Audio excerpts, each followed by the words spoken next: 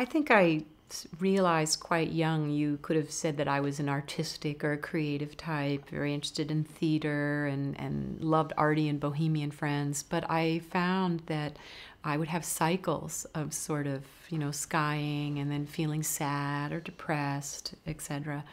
And I was scared about my own state of my mind. I think when I was in college, I tried to commit suicide. So I knew that I had to get really serious about trying to pay attention to dealing with mental illness.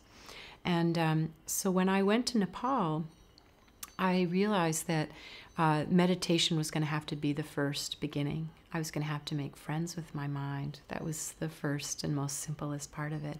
Sometimes we think, oh, it's an individual that's sick, but sometimes those people are actually representing a larger illnesses, and they're the ones that are expressing something larger. In Tibetan medical tradition, illness is not just an individual, it's something larger.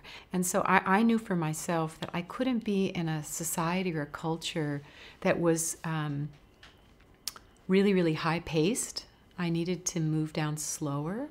So it was easier for me, by being an anthropologist, creating a lifestyle where I could be out in villages on agricultural time, not on industrial time. The traditional Tibetan belief is that these chakras, or nadis as they call, but the chakra system idea is that actually that's where actually the channels are slightly constricted.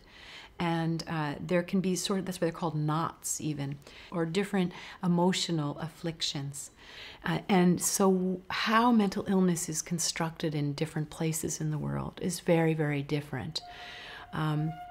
I believe myself, if I hadn't chosen to live in Nepal, I probably would have been medicated or institutionalized.